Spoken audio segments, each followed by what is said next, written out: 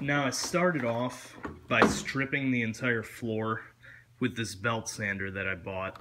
Now this was a little under 20 bucks. Harbor Freight Tools, which of course everybody knows is a cheap tool store. However, you know, for doing the one bedroom, this was more than adequate. I might use this here and there in the future. However, I'm not a carpenter or anything like that.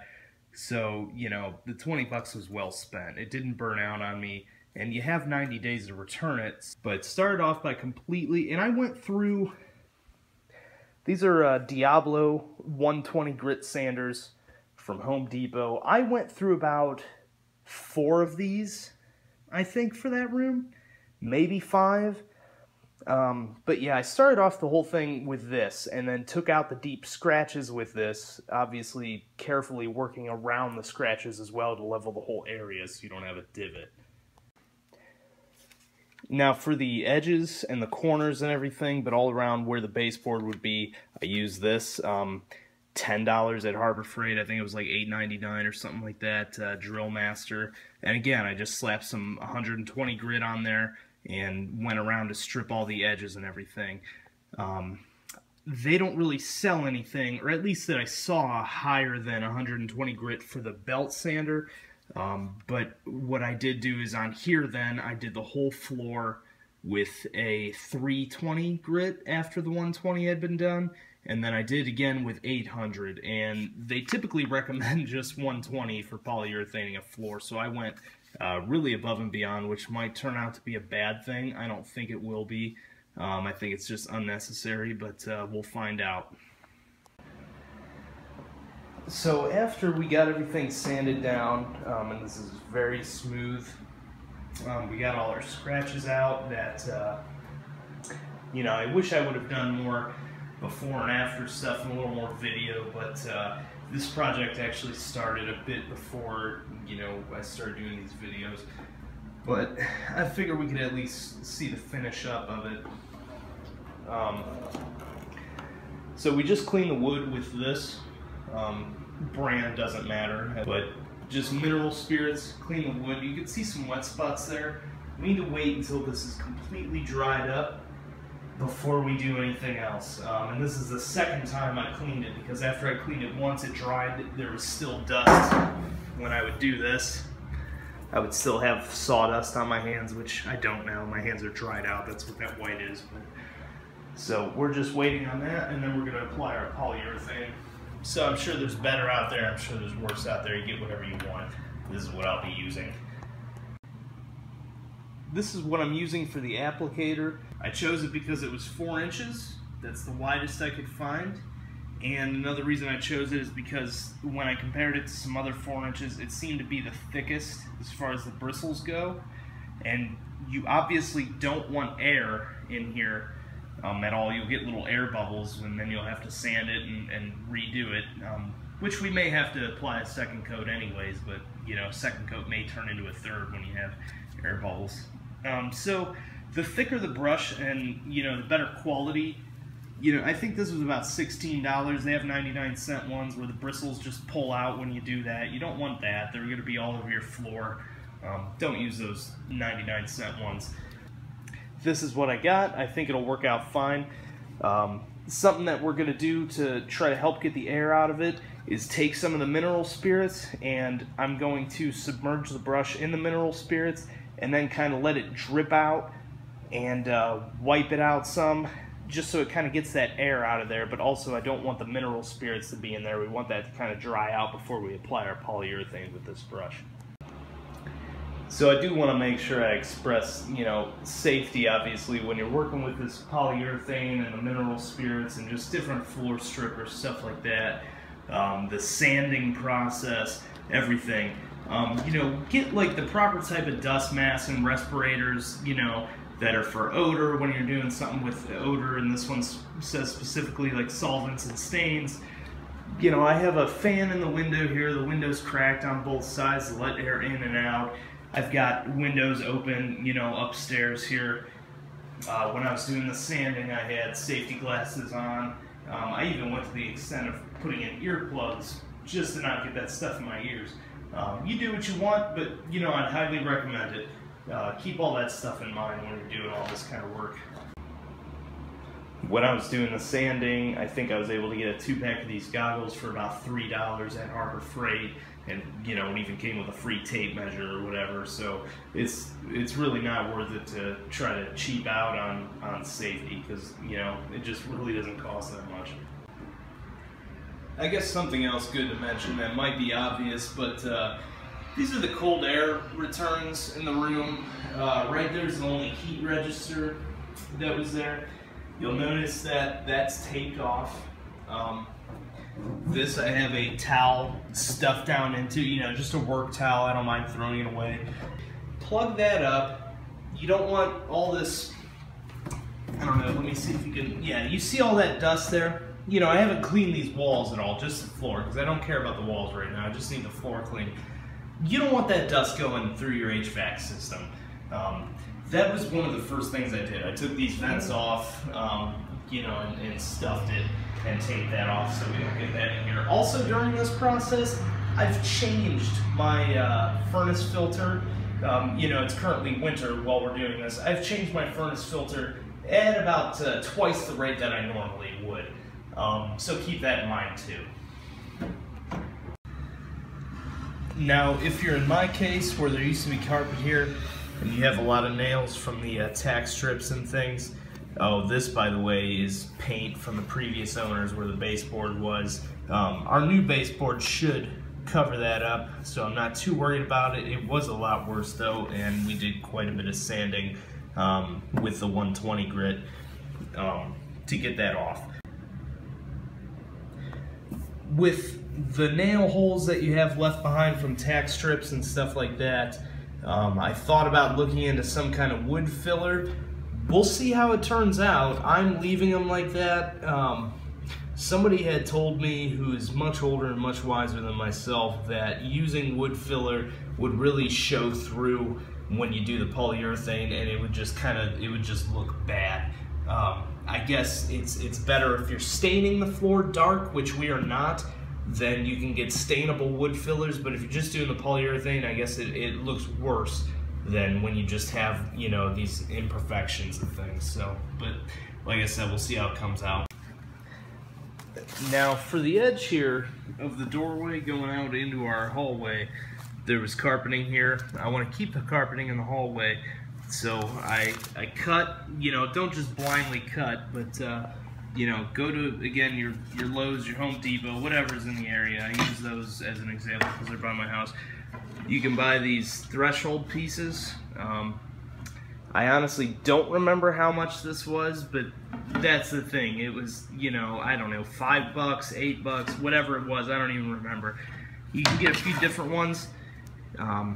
See how it's kind of got the one edge so it can sit over the carpet, and then the other edge to go down into the wood. So you cut it to size, you buy it, and it's, you know, it's quite longer than you need. Cut it to size. I have the blue tape on there, obviously, so I don't get polyurethane on the carpet when I go and do this. I'll install this after the fact. You can stain this if you want. I'm just going to add polyurethane to it, and I think it'll just kind of match up with the floor decent enough. And then what I'll do, and we can get more into it at the time, is I'm just going to bore out a couple of holes for screws, screw it in, and then take a dowel rod and cut out some inserts to fill up the holes that I make so it just kind of looks decent. A lot of times people will use construction adhesive to put these down. I don't want to do that in this case because of the hardwood floor. I'd rather just have 2 more holes, a third if necessary. I'm hoping not. So what I did with my brush a few moments ago is I had filled up a small drip tray with some of those mineral spirits, the mineral spirits I should say, and submerged this in it completely. And then I had that newspaper there. I was kind of letting it drip on the newspaper, and then I've got this towel here that I don't mind throwing away. Although, you know, you could argue that this will evaporate and you could wash the towel, but I'm going to throw it away. Anyways, and I'm just trying to wipe off the excess. I don't want to shake it a lot and get any air in between the bristles or any more than what's already there. And once this just stops leaving damp marks, I'm going to say it's time to go ahead and use it. After you clean the floor with the mineral spirits, it's really important that you wait till it is absolutely dry. Like, this is pretty much dry, but you can see like there's a wet spot here, some spots here. That's just a darker piece of board. Some spots there. It's really important that you don't get too anxious and start. You gotta wait till those are all dried up. So you're gonna want to crack open your polyurethane. And, oh hey, remember we were talking about these respirators that are, rated for VOC solvents and whatnot? Yeah, it's a great time to get one of those on. I got mine on right now, that's why it might sound a little stuffy. Throw that out of the way. Now you see how we have no air bubbles? That's a good thing. I had this sitting here a good 10 minutes. So if there's any air bubbles when I moved it around, they settled, they floated to the top. There's nothing there right now. We need to stir it up, which you can just do with a paint stirrer, which are free at hardware stores. I forgot to grab one. So we want to put that in, and you just want to stir. Very gently, but enough to mix it up some. But you don't want to create big air bubbles. And boy, this stuff is strong. Even through this mask, I can still kind of smell it. So again, we got our fan for some ventilation, windows open. I got my family out of the house for the day.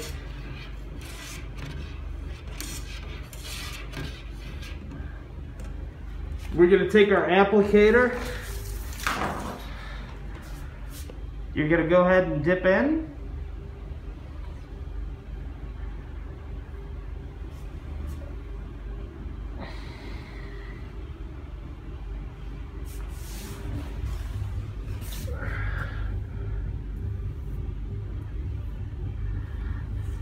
And you're going to go ahead and start brushing it on.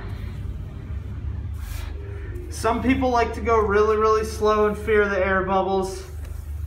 This is about the speed I'm going. And don't stop. Once you start, don't stop. Keep going, do the whole room. I'm gonna pause this now and I'm just gonna work my way down. Just like you're seeing here, I'm gonna work my way down and just work my way down the whole room. All right, so as you kind of work your way with the grain and zigzag back and forth and work your way out, you get to the end here. It's looking pretty good, but what you might notice, as it dries, you might see some spots that don't look so lustrous. You might have to do a second coat. Now, if you got air bubbles in it or there's grittiness because there was still some dust in there or something, take like a 400 grit or higher, but 400 grit sandpaper and lightly sand that out and kind of wipe it out. And then you can apply a second coat. You could even apply a second coat and I might, just depending on it, it might not be gritty from dust or anything, but if it dries without, the luster's kind of uneven, you can do a second coat or a third coat. And you might have to do a couple of coats if you have to do some sanding. So we're gonna go ahead and let this dry. Read the instructions, but rule of thumb, I think, is about 4 hours before you even, think about looking at it, type of thing. So you don't want to apply that second coat or go to sand it before you read the back of your polyurethane jug or gallon and check how long it needs to dry. So I'm going to wait about 4 hours and come look at this. So it's been 24 hours since I put down the first coat of the polyurethane. Take a look at it now, and you don't have to wait that long. You read the manufacturer of whatever the polyurethane is you're using. This particular one, it said to wait, I think it was 13 hours, or no, I'm sorry, it's 10 hours before sanding it, to reapply a second coat. So we're at 24 hours just because I didn't have time to do it right away. It's looking pretty good. You'll see some spots. Trying to see if you can see that in the camera or not. Yeah, right there, how it kind of loses the luster. all around here where the light's hitting it, it's got that nice luster, but here it kind of loses that. You know, that's why we do multiple coats right here as well, because it just kind of soaks into the wood, gets absorbed into it, or whatever. You know, I'm not an expert on the topic, but that's why we're going to do a second coat and a third coat if need be. Also, if we actually did pretty good here, I don't really see any air bubbles, but if you had air bubbles, that's another reason to sand and do another coat. Or if just in feeling it, you feel just a lot of bumps, like you didn't clean the floor good enough. I feel a little something right there. But yeah, so I'm gonna do, they recommend, I wanna say 220 sanding. I'm gonna do 800. I finished the floor ending at 800, which is way higher than what's called for. I'm gonna sand this polyurethane coat lightly really quick with 800 and then do the second coat. This is way higher than recommended, but whenever I've worked with wood as far as furniture and things, I always did a much finer finish. And I'm sure a lot of people could argue that you don't do that for a floor for whatever reason, but I'm also not an expert. Use this video as a guide and, you know, at your own risk. So before you go to sand, make sure you got your safety equipment.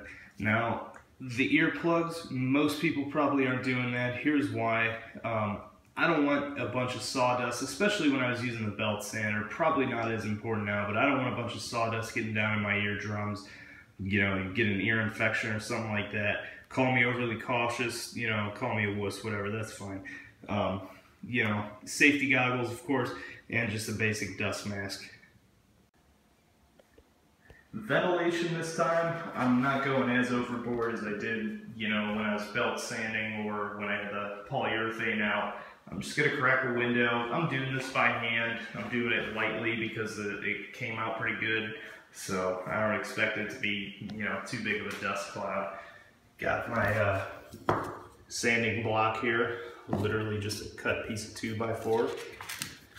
If you want to, you can wear some gloves if you have sensitive hands or just whatever. But just gonna go ahead and real lightly with the grain.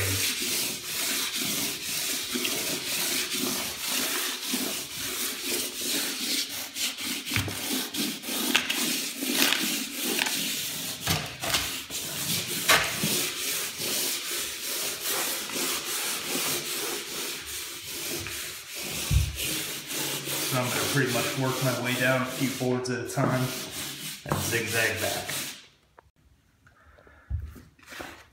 Alright, so I did find there's that air pocket right there, and another one there where it's just kind of hazy.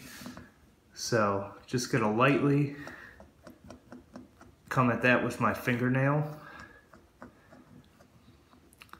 and really lightly scrape away the polyurethane there.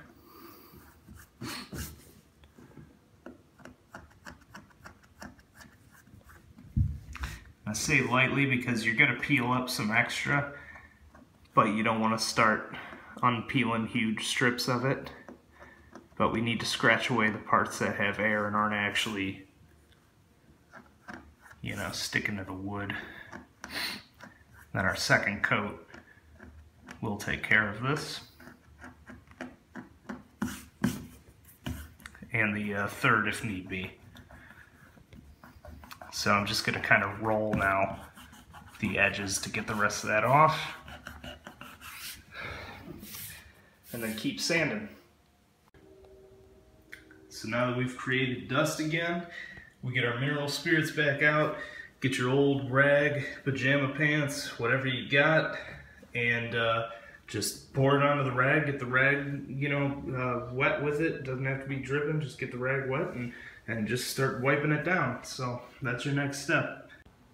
Okay, so before we pop this open, polyurethane up and mix it up again, now that we've cleaned up our floor after sanding the first coat of polyurethane, once again, we're gonna get our ventilation going, okay? Nothing fancy. And make sure you got your respirator mask, not just a regular dust mask. Make sure it's rated for, you know, the solvents or whatever you're using. Don't mind the cat there. But so we're going to go ahead and kick out the animals, and now I need to check to make sure that there's no cat hair there. You know, that is really important. The cat doesn't shed excessively, but I need to make sure that there's no cat hair there. So I'm going to get what I know is a clean brush, sweep right there again, and then we're going to go ahead and start our second coat of polyurethane, and it's going to be the same process as you did for the first coat. Remember, it's very important to make sure that you stir your polyurethane very slowly, as I mentioned when we did the first coat. Very, very slowly.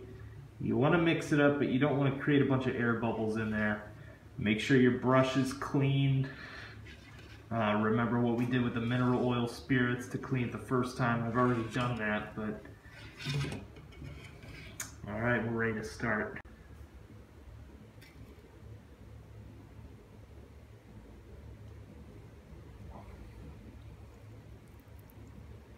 See the air bubbles coming out of there? So that's good. We want to submerge it and let it bubble out. I don't remember if I said that for the first coat.